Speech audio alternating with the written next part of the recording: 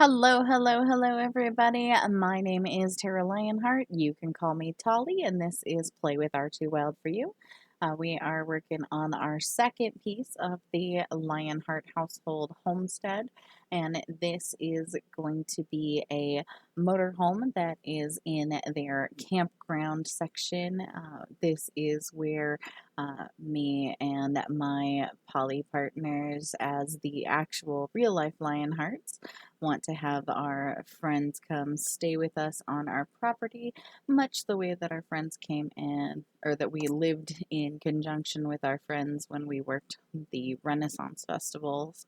Um, that was a lot of fun. I can talk about that in its own video at some point. But so here we've got our box, and I believe that it is 4 by 16 in length. And then I struggled with trying to figure out how to make the hood. I had watched a couple people build RV and school bus builds, and I knew that there were some features that I felt like I just couldn't find. And so I was settling for what I had, and I do find what I think is a much better solution here shortly. Um, but we started out with this roof on it, and I was thinking of something like a really high-end fifth wheel or things like that that have the really tall roofs. I was stuck with tall walls for this build because my sanctuary over on the other side of the property, it already was using the tall walls, and so all of my first floor will have to have tall walls. And here we go. I found what I thought was absolutely the perfect solution, and that was the enlarged bread box. Um, it actually works out even better the more that I am able to put together, but suddenly we went from having a funky front to something that actually looked like there might be an engine in there. So I was very pleased with that. Um, the hardest part of this whole build was figuring out the doors and windows. I did a lot of comparing based on the RV that my partners and I had when we did, as I said, work the Renaissance Festival. We purchased a 1983 Chevy motorhome, and so this was inspired by that layout that we had and the way our windows were placed throughout the vehicle, things like that. And so the general gist of this build will be a bedroom, a central bathroom, and a front living and kitchen space. It is designed to fully sustain the Sims that live here, and I am planning to use the roommate function to house this space. So we will literally have a non-player Sim living in this motorhome. Now that I have gotten it built and looked at the space, and I have actually, at the time that I'm doing the voiceover here, recorded the build of the main house. There is plenty of room back here. We will probably build a couple more motorhomes, RVs, and converted school buses to fill up this space and have a couple more roommates on the lot. So here in the bedroom, I started trying to do a platform bed because our bed was actually pretty high in the RV, and it lined up with the back window, and none of the platform beds that I had found would hold a double bed, or at least I apparently did not, in my custom content, download the double bed for any of the platforms. So we went with this built-in frame bed instead, and I really like it because it does have that feature of being really built in. The shelves are not going to move, and that's very typical of an RV space. So we're starting to craft the bathroom. Now in my RV, we had literally the toilet and shower were side by side to the bedroom like that, but they were also kind of open to the bedroom, and unfortunately the Sims won't do very well with an open bathroom, so we do want to close it in. And so I was working on figuring out the best way to close that in. We wanted privacy windows in the bathroom, nothing full size, because you do want to be able to use it while you're on the go if you need to. But I ended up with these windows that were all partially portioned, and that other than the small part of the window being on the bottom instead of on the top, it is, again, like my RV that I owned. Ended up ditching that roof for a flat roof, considering I was going for something that was an old RV like mine. It was going to likely need a flat roof as opposed to the curving ones to get the right look. We added some foundation there underneath the building so that it had some height. This does help us later when I work on figuring out my pseudo tires to make it look like the thing actually does sit above the ground, even if it might be a little depressed, like it's been here a long time. So getting the basics of a kitchen done up, and figuring out how to balance the living space. I think this is about where I decided I was done with the roof and I was just going to go with the bread box because the bread box looked awesome. We needed to turn on move objects to do a little bit of overlapping in here. And the movie seats looked a lot like the seats that I used in my big vehicle. And so in my RV, the front seats would turn around and let you then socialize with the interior. In this one, we're not obviously going to be able to accomplish that. Sims isn't quite that advanced, but I did want them to be there. It's part of the look that solidifies this as a motorhome, not just a like shell of a home. So I ended up going with the idea of putting some dressers because I wasn't going to be able to fit any dressers in the bedroom, but I wanted the Sims to have them for interaction purposes.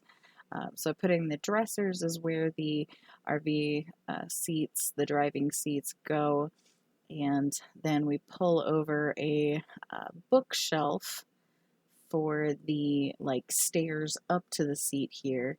Takes a moment to get there, but this is like the ladder bookshelf or whatever. And that was both the dressers and the bookshelves that I'm using are custom content. And so I am about halfway through getting my mods page done up with at least the names and the simmer who created them, so that people can go find some of the content that I am using.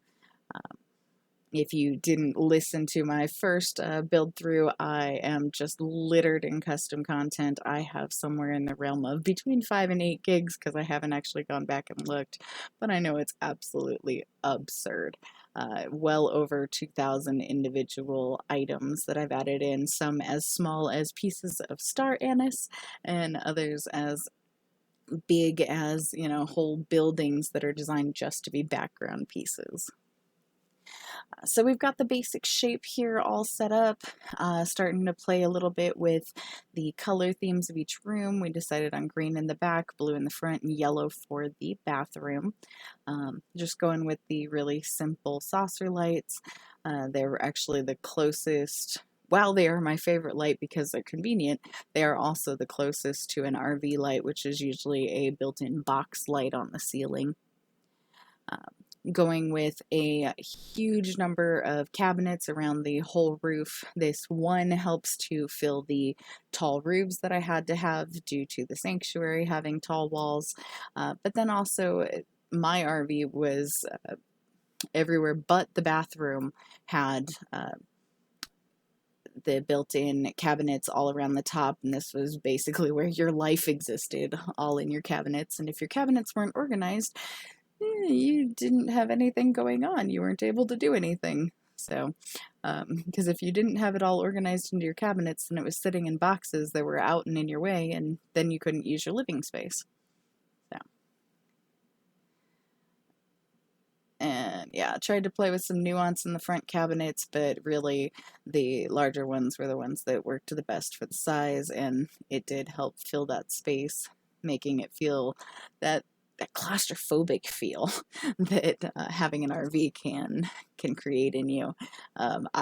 We lived in our RV for 7 months straight, and so the sleeping in the bed and on the couch, and we had our dogs in there, and so we were just always tripping over each other. It was terrible and wonderful at the same time. So I wanted to recreate that feel in here. All right, and now I believe I am on my long search trying to figure out what is available for me to start making some of the car features. And so I found the radiator units that I thought added a little something there, but I do end up taking them out. We had our first stand-in for tires, and that was the big circle rocks. And then I found these dumbbell weights, and they were pretty perfect. I have since found, since I bought a new pack, that there are actually like trailer wheels, but I still really like these, and I don't actually think I will take them off of this house. I will just use the trailer wheels when I build another one of the RVs or trailers that is going to sit back here in the camping ground. So, played with a couple different ways to kind of make the like hubcap look. Ended up figuring out that just having one that was sized larger worked out the best. And then here I realized that I could make them sit a little higher above the ground, which made it look like I had a whole lot more tire available. Moved the front tires back so that they could actually be at that same height as the back tires, and I really liked that. I thought it actually put the tires in the perfect place for an RV. They weren't just connected to the engine, they were connected to the main part of the house. I know in mine I had actual little wheel well humps inside. It was that old that it wasn't tall enough to have them completely covered in the interior. When I found the car hood light fixture, it did not come in green, so then we switch over to a blue, and this really muraled blue exterior looked so like the Rennie hippies that I spent my time with that it was just like, oh yes, this is perfect. Let's see, some other things that I had added here. I fixed the door because the fully clear door was not rendering well. We did add a like utilities box in the same place that a generator would be under like a flap on a real RV. And then I was looking for something to help with a hubcap, and I ended up using a bludger from the Harry Potter stuff pack that I know I do actually have a link for in my mods page, so you can find that Harry Potter fan-made stuff pack. We got lights there on the exterior that replaced the space of like rear view mirrors. I thought those looked really good. I tried to move the whole thing forward to be able to put a ladder to the roof on the back, but just could not make that work, and all of the custom move objects work would have been erased if I had tried to get the ladder in the back. So we went for a side, and it's really important with your RV to have access to the roof, so I know I needed the ladder on there. And then we're doing some decoration to kind of hide the fact that I don't have full tires there. And I think that, you know, I play with several different debug plants. Some of it just because I'm not very familiar with the debug objects. I actually had never turned them on until I was doing this build, even though I had watched other simmers do it. And so here we are tightening up my pseudo tires to make sure that they don't show on the inside.